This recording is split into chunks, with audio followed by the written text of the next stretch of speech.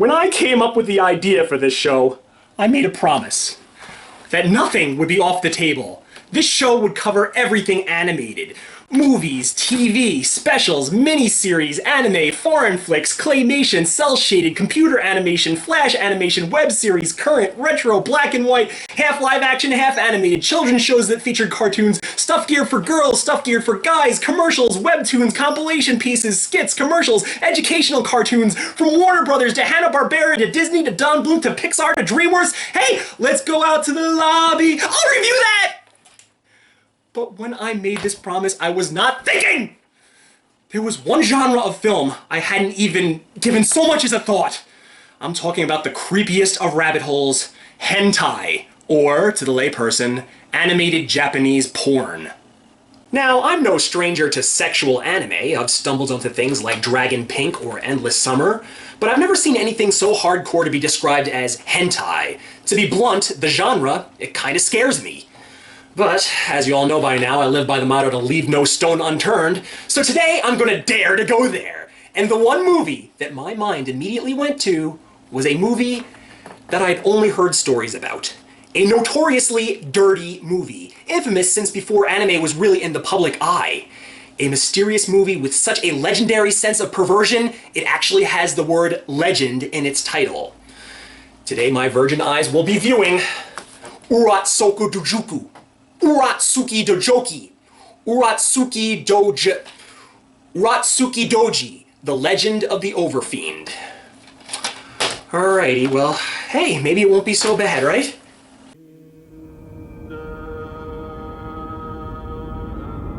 Mankind, you are an ignorant race. How foolish it is to believe that your kind rules the earth. Know now that you are not alone. There are unseen worlds which exist parallel to yours. These are the worlds of the Makai. Ignorant humans, the truth shall now be revealed.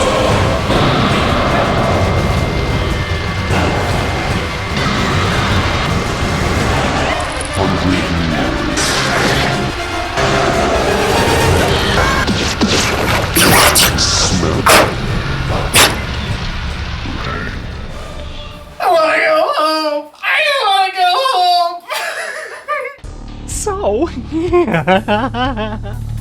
you saw it, I saw it. I'll never be able to unetch the visual from my brain! A world where city streets run white with the seed of the demon, where every city street is non-stop pumping flesh and... This is a vision of our future. A future where the Makai rule with an iron fist. A breed of demon who know only fornicating and multiplying. They will not be satisfied merely taking over our world. They would actually merge our world with theirs. Yeah, I would like to prevent this if at all possible. Thankfully, there are some from the demon realm who fight for us. Venturing to the mortal plane are two demon siblings known as Jujin, or man-demons. Yaku Amano and his sister Megumi. They have the important task, and at the same time a playful wager with one another, to be the first to find the one human destined to become the Dark Messiah known as the Chojin. A creature so superpowered by sex, all the Makai alive couldn't survive an orgy with him. They have been on the hunt for over 300 years to no avail, and Yaku is starting to doubt the validity of the legend. In truth, it would take a very specific, 1 in a billion kind of man to wield the power of the Chojin. He would need to have a chiseled will, a strong heart, and at the same time have a youthful, raging libido. Can young Nagumo Tatsuo muster up enough gumption to become this supposed dark hero? Are you kidding? This guy doesn't even have the cojones to ask his high school crush Akemi Ito out on a date! And once Yaku and Megumi have found their man, will the cards fall in place exactly as planned?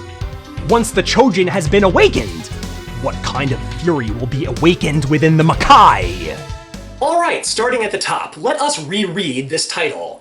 Urotsukidoji, Urotsukidoji, Urotukidoji. The title. Don't worry if you can't pronounce it, cause they'll never refer to him by that name again. They don't even call him the Overfiend at all! The whole movie he is only known by one name, Jujin. Easy to pronounce, easy to remember. It's short, sweet, to the point. Why go with such a long, drawn-out title? Why not just call the movie Jujin? Isn't that a much better title? It's vague, sure, but mysterious and scary. It draws you in, doesn't it?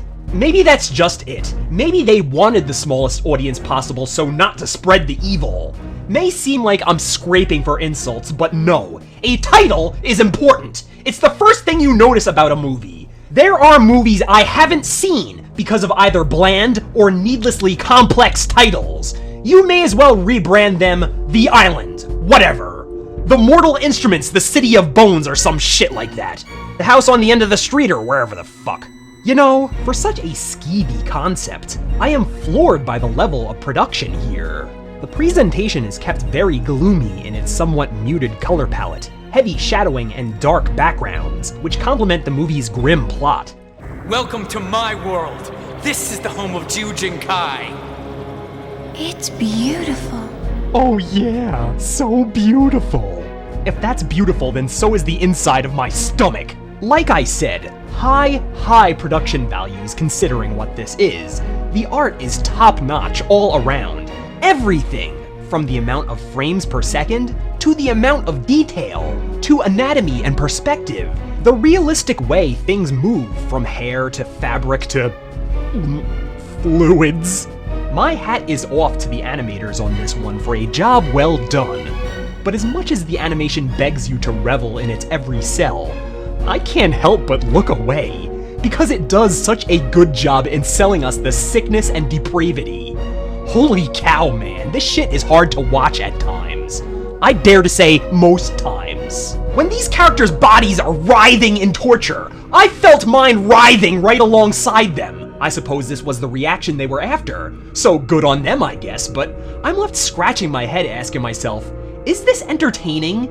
Is this worth putting myself through?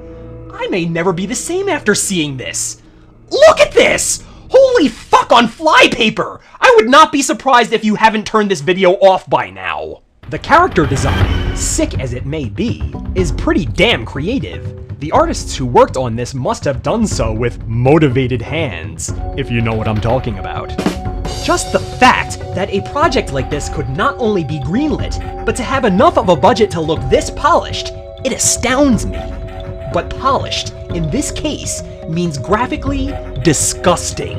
If you are a fan of gory movies, Urotsukidoji will have you practically swimming in blood. But this isn't a fun type of gore here. This is gore which will make you turn your head in disgust. There's fun, there's gross. Fun, gross. Fun, gross. There's a big difference. That's a matter of opinion, of course. But what is ironclad fact is this voice acting sucks.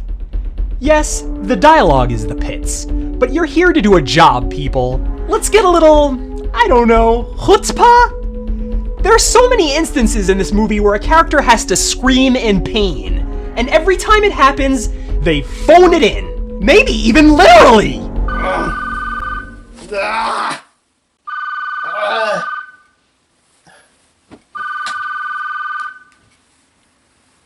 This better be good. It's almost 4 o'clock in the fucking Trevor! morning. Oh, thank God I got a hold of you. This is Bob from Anime 18. We met the other day. Yeah? I need you to do me a big solid, my main man. Could you come into the studio right now and record a quick moan? I'm not coming over there. It's early in the morning. I've been drinking all night. I'm hungover and sick. I realize this is asking a lot, but my ass is on the line here. I need this project done by this morning. Hell, you could do it now on the phone for all I care. It's just a simple scream. Come on, man. You're nuts. I'm not doing I'll that. send you a personal check in the mail if you do this for me. It's not Shakespeare. It's just a blood-curdling scream, like you're dying in pain. Give me a break. Easy. We both go home happy. Come on. I'm dying over here, man. I've got my recording equipment right here and ready. Just give me a... You know, like you're dying. Recording. Yeah, that's good. Perfect. Is that good? Can you use Well, that? we won't be winning any acting awards, but it will do. Thank you so much. All You're right. a doll. Good luck making your penis cartoon. I'm going back to bed. Thank you, Trevor. Bye-bye. You the man. You the man.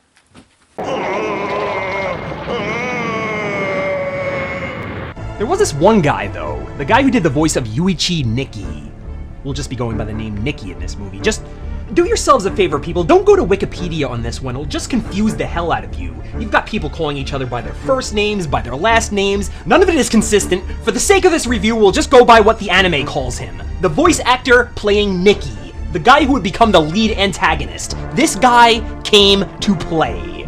Listen to a little of this. Oh God, what's happening? What's happening? Yeah, he really sells the pain and confusion. What is this guy's name? I have to know. He deserves some extra kudos.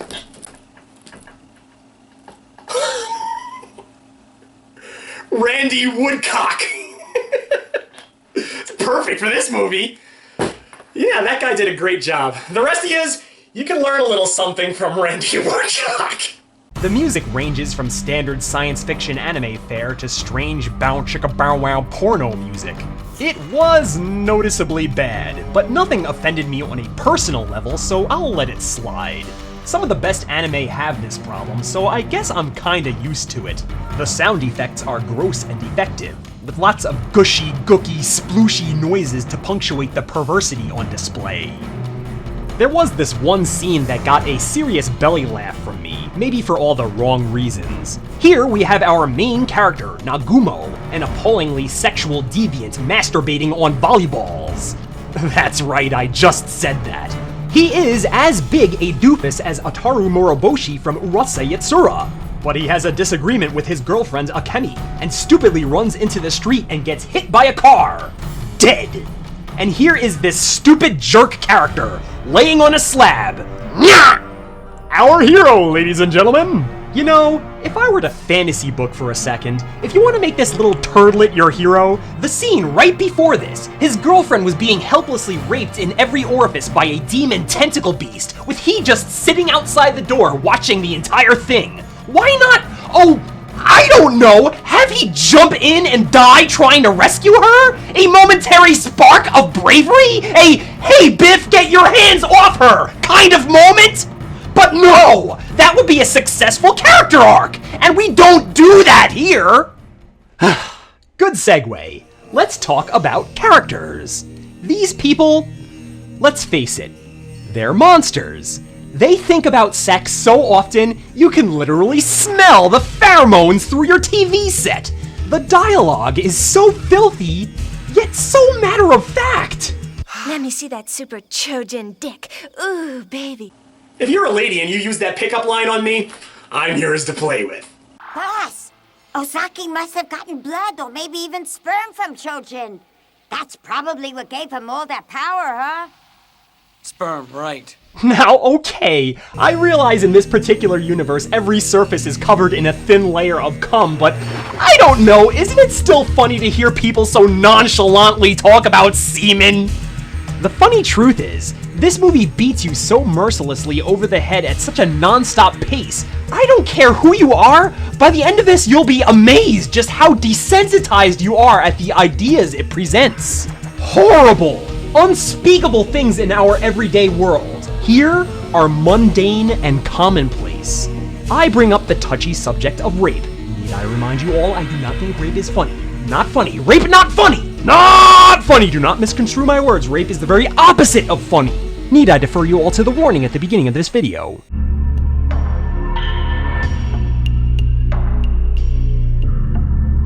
But in this world, what you have to find comical is how something as serious as rape is not really that big a deal.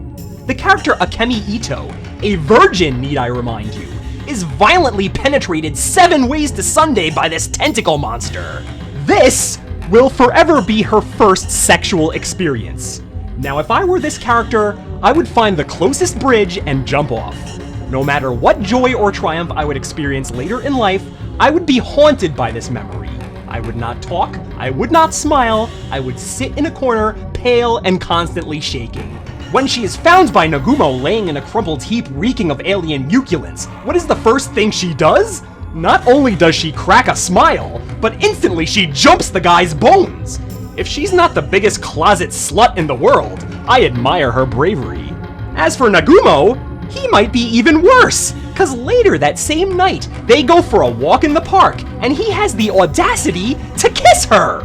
Minutes after that demon f***ed her face! She didn't brush her teeth, gargle, or even spritz with Banaka! Doesn't anyone in this story fear disease? Can you imagine the canker sores these two are gonna get? I'm sorry, I really got off on a tangent there. I guess it's easy to want to stray from talking about this movie. I was talking about characters. Characters? Wow, that was like 5 minutes ago! You've got a pretty large cast here with a certain degree of factions. Your humans, your human-type demons or Jujin, your bestial demons or Majin. Give they all the fancy blah blah names you want, they're all painted with the same brush with the same colors. Some may annoy you less than others, but to be honest, they're all deplorable human beings. There's not a likable thing about a one of them. Even the seemingly innocent characters such as Akemi have that little bitch streak running through them which makes they ultimately unlikable. I guess they'd have to even survive in a universe such as this. The only character I cared maybe a little bit about was the good guy Jujin, Amano Yaku. Not only does he have a killer look, but he's the only guy here, and I mean only, who has any sense of nobility. He's the only guy here who every once in a while thinks about something else besides cunnilingus. If he only meant more in the grand scheme of things, for in the long run, he is such a tertiary character, he may as well not even be there. Because he is so meaningless to the plot, I don't end up rooting for him. Why waste the energy? I guess I also liked Nikki as a sympathetic bad guy, but I think I may have been rooting for him a little bit too much. For our main heroes to be the little snot jerks that they are, and for the dastardly villain to actually come off more likable when you put the two side by side, that's a problem no amount of ointment can fix. So if you went into Urotsukidoji looking for deep character relationships... I'm sorry, I just realized the absurdity of what I just said. Now, I'm sorry, I know I'm going into needless detail in this review, but I have to dissect this one scene. It kinda sums up the whole experience of this movie.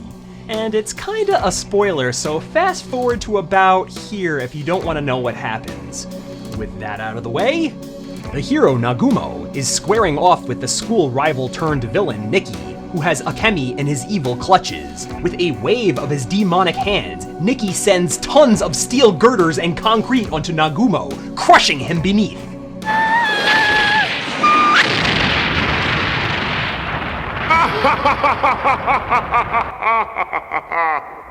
Nagumo?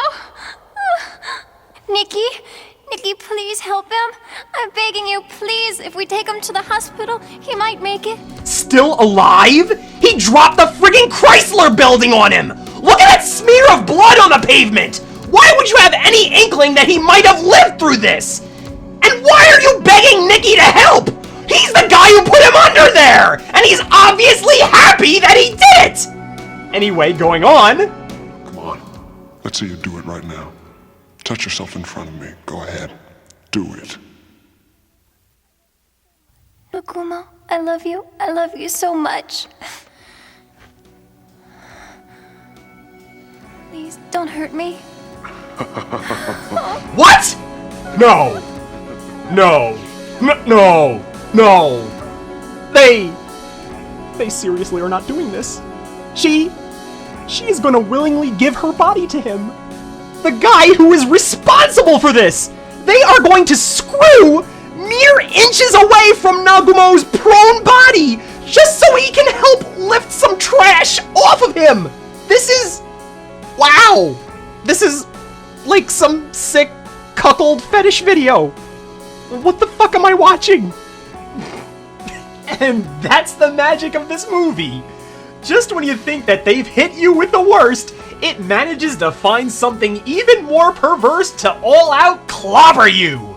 The only thing I knew about this movie going in was that the Overfiend rapes defenseless women and makes them explode with his discharge. That was enough! But no, that scene is over close to the beginning. They keep going, and it keeps getting sicker and sicker, and oh my god, that scene was the worst. That got such a guttural reaction out of me. Out of context, it means nothing. But watch this flick for yourselves, if you dare, and you'll lose your lunch just like I did. Now, I'm about to make a statement which may destroy all my credibility as a film buff, but in a movie with so much brazen sexuality, I'm amazed at the level of restraint here. Oh, yeah, boo me if you want, go right ahead, but it's true! Hear me out! That was a fucking brick! Now yeah, this movie is overflowing with demons with big floppy wieners, things that resemble vajayjays, creatures with multiple appendages which resemble big frothy dicks. But when it comes to showing human genitalia, the movie pulls back. They almost always put something in the way to block the view, and when you do see a naked body on the screen, they always do that crying Freeman trick with the shadowy groin. I don't know why they did this, maybe it meant a triple X rating instead of a quadruple, but I'm thankful for it. It makes me feel like I got off easy by choosing this. I was expecting more virtual balls and graphic money shots in a game of Powerball Lottery, but I was mercifully spared. Powerball Lottery, you get it?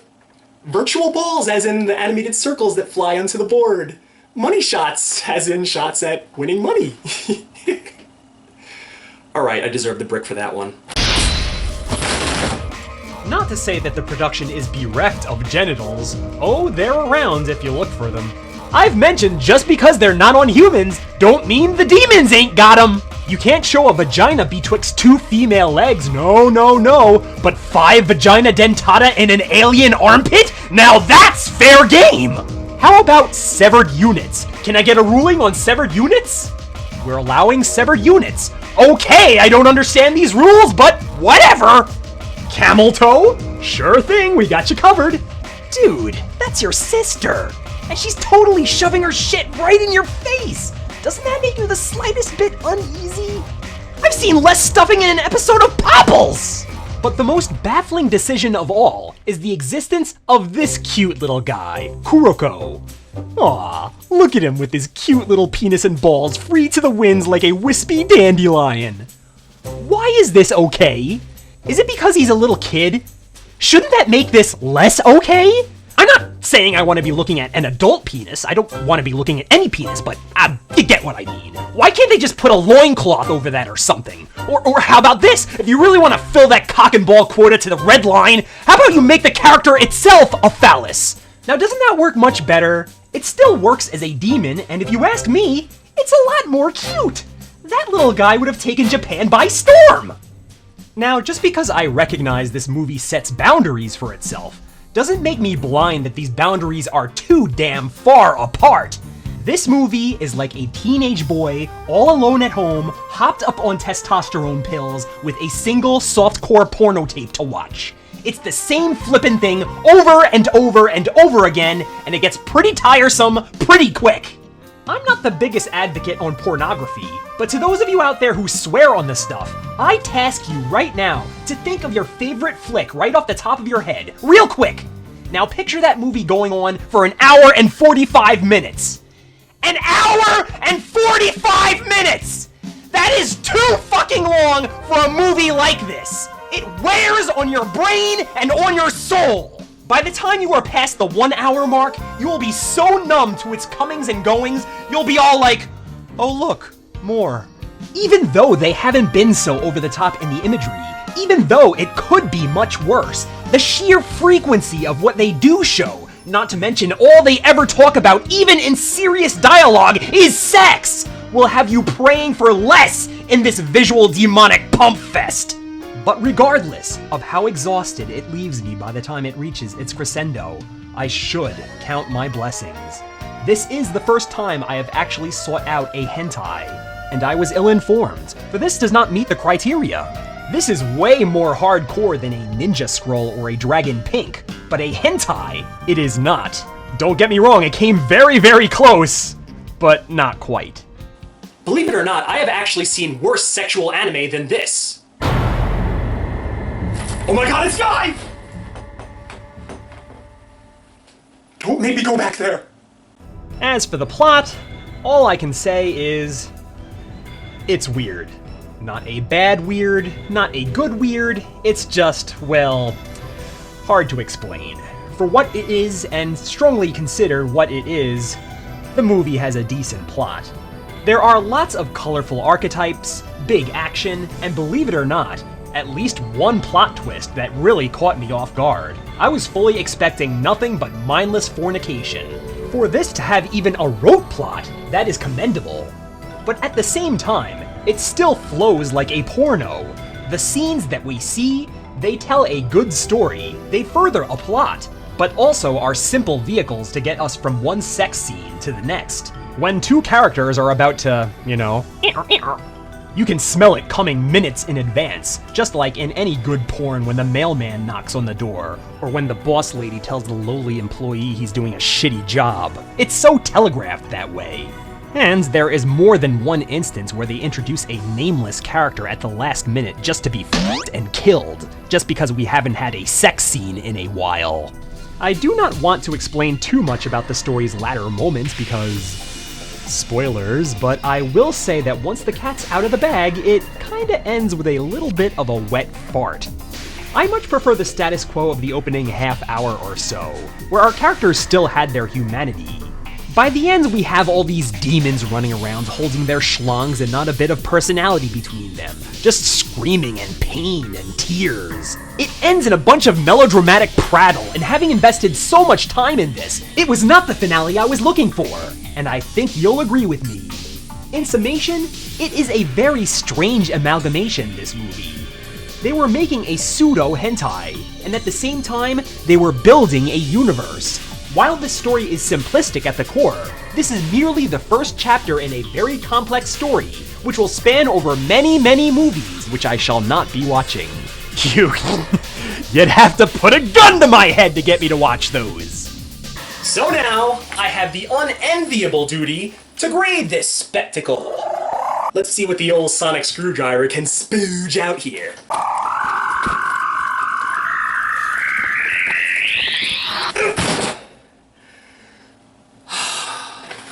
2.5 stars. That's about what I thought. You know, some might argue that this score is too low. Where are you going, star rating? No, come back. I need your help to explain. At its core, this is a basic plot about humans and demons at war with each other. The world is doomed, and the people must depend on some kind of messiah to rescue them. This plot dates back to the Bible. It's been done 100 bazillion times before. The same way Demon City Shinjuku has disappeared into the dark recesses of my mind, so does a story like this. The animation is quite a few notches above par, but the voice talent and dialogue are the drizzling shits. For every standout quality, there's a blemish which negates it. For these reasons, you get the obligatory 2.5 stars. It's run-of-the-mill average. Not good, not bad, just hovering in the middle. But this movie did something ballsy. They added a gimmick to make it stand out, and that gimmick was sex. Fornicating demons, censor-worthy beasts, and more bosoms than you can count. The bizarre sexuality of this movie, the crazy situations it presents, and the sheer number of jaw-dropping moments help this movie shine above the rest. There are things about this movie I will never ever forget, and that is worthy of that extra star. But, at the same time, it's so goddamn gross. I'm willing to wager this isn't a fetish film, because this concept is too bizarre to even be considered a sexual fetish. This is something to show your children to teach them abstinence. No joke, while watching this, my wiener stung like I had chlamydia or something. And now we're back to where we started. Yes, this movie was thrilling and it never lost my interest, and with a running time near 2 hours, that is an astounding feat. But I would never ever want to see this again. Ever! Seeing this movie is like being in a war or surviving a really scary roller coaster. You're glad you did it, you may brag to your friends that you did it, but never again would you ask to go back! If you look at movies like Hostel and The Human Centipede as classics, then you'll want to add back that star. But I don't! So to me this is a rock-solid 2.5 stars. But I will say this was not only a memorable experience, but not near as bad as I thought it would be. And for that, Urotsukidoji, Legend of the Overfiend, is a success in my book. And so I have the genre covered. Never again will I have to go back to hentai unless the viewers out there really want to see it. Don't you try any funny business. This is your good buddy DJ Clive saying until next time, I'll see you in Limbo. Don't you make me do it.